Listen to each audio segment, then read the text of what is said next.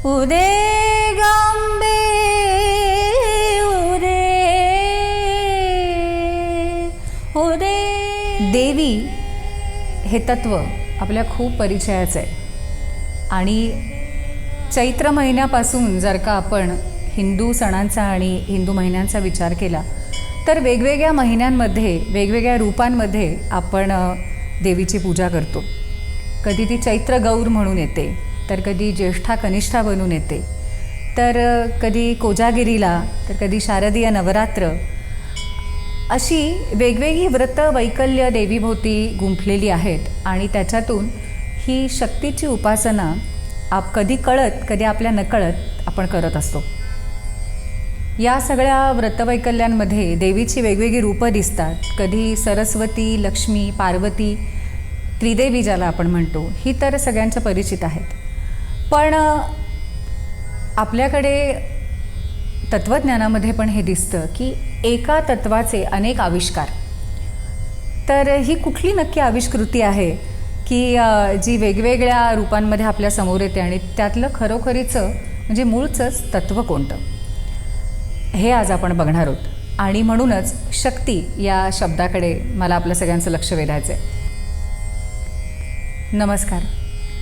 अंबाबाईच्या या उदोकारांनी आणि आदिशक्तीला नमन करून मी आपल्या सगळ्यांचं या आदिकला या शृंखलेमध्ये स्वागत करते. दुर्गे दुर्घट भारी तुझ विण संसारी,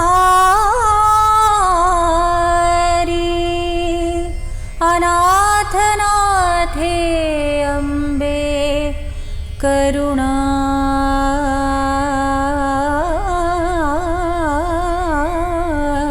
विस्तारी.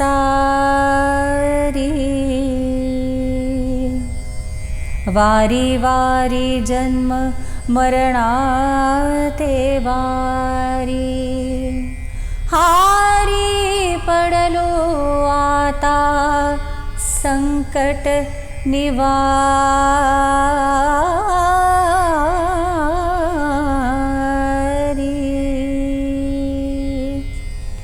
उदे गांबे उदे उदे उदे उदे उदे गांबे उदे उदे उदे उदे. काही वेळेला काय होतं माहिती आहे का की आपल्याला खूप शब्द माहिती असतात जे अगदी आपण नेहमी वापरत असतो, पण त्याचे किती वेगवेगळे अर्थ होतात हे बघण्यासारखं आहे. आणि त्या अर्थाच्या छटांपर्यंत आपण पोहोचलो तर आपल्याला त्या मूलतत्वाचा थोडासा मागोवा घेता येईल. तर शक्ती हा शब्द नित्यपरिचयाचा, ज्याचा अर्थ सामर्थ्य असा होतो. तर ही शक्ती, हे सामर्थ्य कुठलं आहे? तर ही चेतनारूपी शक्ती आहे, चैतन्य आहे. कसलं चैतन्य? तर अर्थातच तुम्ही म्हणाल की सगळीकडे जे व्यापून राहिले ते सदेह जिवंत माणसामध्ये जे आहे ते, निसर्गात आहे ते चैतन्य. अगदी बरोबर. पण जेव्हा ह्या चैतन्यातून सगळं निर्माण होतं असं आपण म्हणतो, तर म्हणूनच आपण देवीला आई असं म्हणतो का? आणि देवीला आई मानतो कारण तिने सगळ्या सृष्टीची निर्मिती केली. आणि त्याच्यामुळेच आपल्या लक्षात येईल की जसं कोल्हापूरची अंबाबाई, तर त्यामध्ये आई हा शब्द येतो. किंवा अनेक तुम्ही ग्रामदैवत घ्या, त्याच्यामध्ये जसं सोमजा असेल तर ती सोमजाई होते, तुळजा असेल तर तुळजाई होते, यमाई होते. तर ह्या सगळ्या तत्वाला आई पण मातृत्व जे जोडलं आहे त्याचा निर्देश ह्या निर्मितीशी आहे की ज्या चैतन्यातून ही सर्व सृष्टी निर्माण झाली. त्यामुळे हे जे सामर्थ्य आहे, ही जी शक्ती आहे, ही मुळातच एक क्रियात्मक शक्ती आहे. तर क्रिया नक्की कसली आणि चैतन्य किंवा क्रियाशील असणं ह्याचा संबंध शक्ती या संज्ञेशी किंवा आदिशक्ती या संज्ञेशी कसा, हे आपण या भागात बघूयात. आणि जेव्हा सतत शक्तीची उपासना वेगवेगळ्या रूपांमध्ये केली जाते, अगदी कळत न कळत अशी, अनेक व्रतवैकल्यातून, सणांमधून, अनेक स्तोत्रांमधून, आणि वेदापासून जर का आपण देवता ही संकल्पना कशी विकसित गेली हा विचार केला तर तिथेही तशा देवी दिसतात आणि मुळातच त्याचा संबंध प्रकाशाशी आहे. त्यामुळे प्रकाशणे म्हणजे दिव या शब्दापासून जो देव किंवा देवी शब्द तयार होतो त्याच्यामध्ये प्रकाश अभिप्रेते आणि हा प्रकाश हा ज्ञानाचा आहे, हा चैतन्याचा आहे. तर मग देवी तत्व कसं काय विकसित झालं हे आपण आज बघूया. तर जेव्हा आपण आदिशक्ती असं म्हणतो आणि त्याच्यामध्ये आदी असा शब्द येतो तेव्हा अर्थातच अगदी प्रारंभीची असं. तर हा नक्की कसला प्रारंभ? तर या प्रश्नाचं उत्तर सोपं आहे की सगळं जेव्हा काहीच नव्हतं आणि सगळं पहिल्यांदा सुरू झालं तेव्हा ती अवस्था म्हणजे तो प्रारंभ. पण मग ही कशी काय झाली ह्या प्रक्रियेची सुरुवात?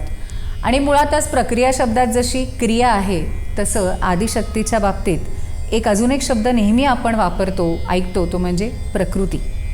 किती प्रकृती आहे आणि प्रकृती आणि पुरुष असं येतं. तर शिव म्हणजे पुरुष आणि शक्ती म्हणजे प्रकृती आणि शिवशक्ती यांच्या चैतन्यामधून ही चराचर सृष्टी निर्माण झाली असं मानलं जातं. जेव्हा शक्ती ही संकल्पना अनेक वर्ष विकसित होत गेली तेव्हा जिथे दर्शनं प्रस्थापित झाली, जिथे पुराणं झाली, जिथे वेदांवर खूप काही लिहिलं गेलं, त्याच्या वेगवेगळ्या विचारधारा निर्माण झाल्या, त्या आपल्या परंपरेमध्ये शक्तीला संबोधून अभ्यास झाला नसता तरच नवल होतं.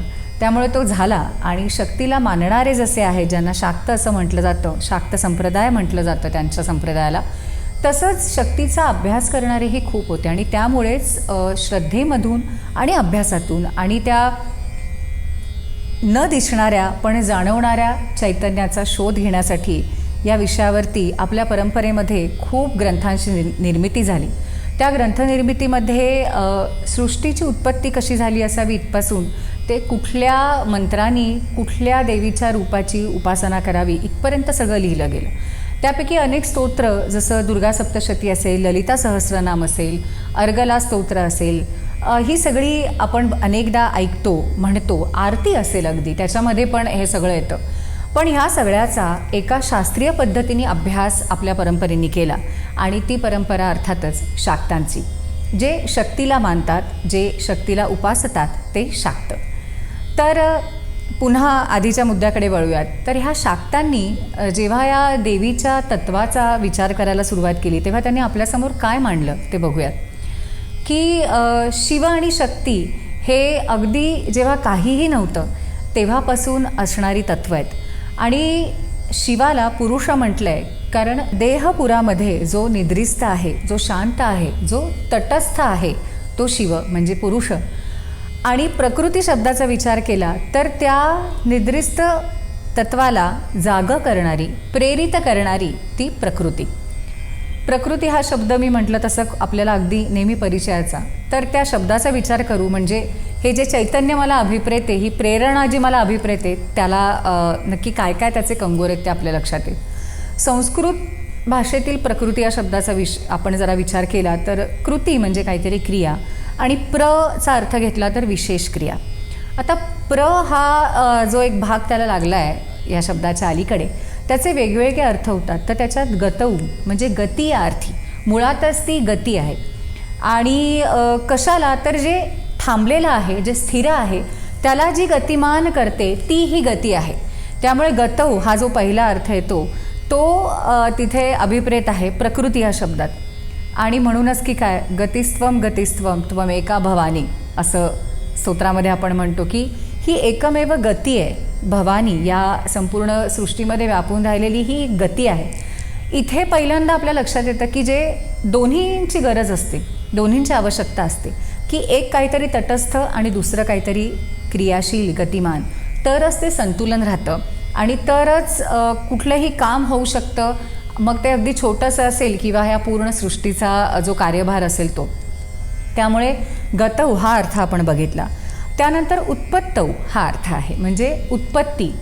तर प्र लागून जेव्हा कृती हा शब्द येतो तेव्हा त्याचा एक अर्थ उत्पत्ती असा आहे आणि तो मातृत्वाकडे जातो निश्चितच देवीच्या. त्यामुळे जिनी सगळ्यांना निर्माण केलं आहे, जिनी सगळ्यांची उत्पत्ती केली ती ही शक्ती म्हणजे प्रकृती. आणि अजून एक अर्थ येतो तो म्हणजे ख्यातऊ, ख्याती. तर ख्याती म्हणजे प्रकाशित करणे कशाला तरी. तर कशाला प्रकाशित करते, तर त्याचं फार छान विवेचन तंत्रग्रंथांमध्ये केलेलं आहे. त्याच्यामध्ये असं तिला अजून एक कुल हा शब्द आपण अनेकदा ऐकला आहे. कुलस्वामिनी असंही आपण, प्रत्येकाची एक कुलदेवता असते. तर कुल म्हणजे घराणं हा एक रूढ अर्थ झाला. पण तंत्रशास्त्रामध्ये कुल म्हणजे शिव आणि अकुल म्हणजे अकार, जो म्हणजे आपल्या अक्षरमालेतला पहिलं जे अक्षर आहे तो जो आहे तो ज्याचा फिजिकल फॉर्म आहे, ते ज्याचं शरीर आहे, म्हणजे म्हणजे थोडक्यात शिव मानला. तर त्या अकाराला जी प्रकट करते, जी वाढवते, ती म्हणजे शक्ती. म्हणजे थोडक्यात अक्षरमालेची सुरुवात जर का पासून झाली आणि शिव म्हणजे मानला, तर मध्ये मिसळून त्याची वाढ करणारी मग ती आ असेल, ई असेल, अशी जी पूर्ण वर्णमाला तयार होते, ती म्हणजे ही शक्ती आहे. आणि म्हणून ही प्रकृती. आता तुमच्या लक्षात येईल की असा प्रश्न खरं तर पडणं साहजिक आहे की जी आपल्याला मूर्ती म्हणून माहिती आहे, कारण आपल्याकडे बऱ्याच वर्षांपूर्वीच मूर्तीपूजेची प्रथा जी प्रचलित झाली त्याच्यामध्ये ठराविक देवतेची एक विशिष्ट पद्धतीची मूर्ती आपल्याला दिसते. तर जी मूर्ती आपल्यासमोर आहे तिची पूजा करताना ठराविकच शब्द का उच्चारायचे, ठराविकच मंत्र का म्हणायचे, ठराविकच आरती का म्हणायची. तर या सगळ्याचा अर्थ कुठेतरी आपल्याला तंत्रसंप्रदाय सांगतो. कारण त्यांच्या मते की ही सृष्टी म्हणजे अक्षर ब्रह्म आहे. अक्षर म्हणजे की जे कधी क्षर म्हणजे जे कधी नाहीसं होत नाही, ते क्षर आपण म्हणजे ज्याची क्षय होत नाही अशा पद्धतीचं. आणि असं हे अक्षर जे ब्रह्म आहे त्याला त्यांनी ब्रह्मतत्व मानलं आहे की ज्याच्यापासून सगळं निर्माण होतं. आणि त्यामुळे मध्ये स्वतःला स्थापित करून त्या तटस्थ शिवाला जागृत करून जी चैतन्य निर्माण करते ती ही क्रिएटिव्ह एनर्जी म्हणजे क्रियाशील ऊर्जा म्हणजे ही शक्ती. आणि ती शिवामध्ये एक होऊन त्या सामरस्यामधून पूर्ण वर्णमाला तयार करते. हे प्रतीक आहे सृष्टीच्या उत्पत्तीचं. आणि पासून ही जी वर्णमाला सुरू होते ती क्षपर्यंत थांबते आणि म्हणून त्याला अक्षमाला असं म्हणतात. जपाची माळ घेतो ना आपण हातात, तर त्याला अक्षमाला म्हणतात. आता तुमच्या लक्षात येईल की सगळ्यामध्ये ही प्रतीकं कशी गुंफली गेलेली आहेत की जिथे अक्षमाला असते 50 किंवा 51 अक्षरांची, तशीच आपण जपमाला घेतो आणि ती एकानंतर एक गुंफलेली असते. कारण मूळचा त्याच्यामध्ये काहीतरी शक्ती ॲड झाली, त्याच्यामध्ये जी वाढवली गेली, त्यातनं आमधून ई, मग क आला, ख आला. त्या एकेका तत्वातून पुढचं अक्षर निर्माण होत गेलं म्हणून आधीच्या तत्वाशी त्याची गुंफण आहे. आणि म्हणून एकातून एक म्हणून ती माला. आणि म्हणूनच देवीला मालिनी म्हणतात, म्हणूनच देवीला बैंदवी म्हणतात. कारण हा जो शिव आणि शक्ती यांचा जो ऐक्याचा जो बिंदू आहे तो बिंदू म्हणजे अनुस्वार असं मानलं जातं. आणि म्हणून त्या बैंदवी म्हणजे बिंदूमधून ही संपूर्ण अक्षरमाला निर्माण झाली असं मानतात. आणि म्हणूनच ती देवी आपल्या ह्या शिवासह या संपूर्ण अक्षरांचं जसं निर्माण करते तसंच तिने ह्या पूर्ण सृष्टीला निर्माण केलं असं मानलं जातं. ती ही शक्ती आहे की जी निद्रिस्त आणि तटस्थ शिवाला जागृत करते. आणि म्हणून देवीच्या उपासनेमध्ये जागरणाचा खूप संबंध येतो आणि जागरणाचं महत्त्व पण आहे. तर अशी ही देवी, अशी ही आदिशक्ती. आणि म्हणून ठराविक अक्षरं घेऊन काही जे शब्द तयार होतात त्या शब्दांच्या स्तोत्रांनी, त्या शब्दांच्या मंत्रांनी आपण देवीची उपासना करतो. आणि मग कधी ती 9 घटकांची एक जी माला असते ते नवार्ण मंत्र ज्याला म्हणतो तशी असते. कधी देवी महात्म्य म्हणून जी पोथी असते त्याच्यात ठराविक पद्धतीने एकानंतरच दुसरं नाव का येतं, या सगळ्याला काहीतरी अर्थ आहे. त्या सगळ्याच्या मागे काहीतरी एक विचार आहे आणि त्या विचारातनं तो आचार अभिप्रेत आहे की फक्त आपण वाचणं. कारण देवी भागवतामध्ये एक फार सुंदर गोष्ट येते ऐम ह्या बीजमंत्राबद्दल, जो सरस्वतीचा बीजमंत्र आहे, की एक मूक कुमार असतो आणि त्याला बोलता येत नसतं. पण बोलताना तो सतत बोलण्याचा प्रयत्न करताना तुम्ही जर का बघितलं असेल की ज्यांना वाचा नसते ते असं काहीतरी उच्चाराचा प्रयत्न करतात. त्यात नकळत त्याच्याकडनं आईम अशा पद्धतीने ऐंकाराचा उच्चार होतो.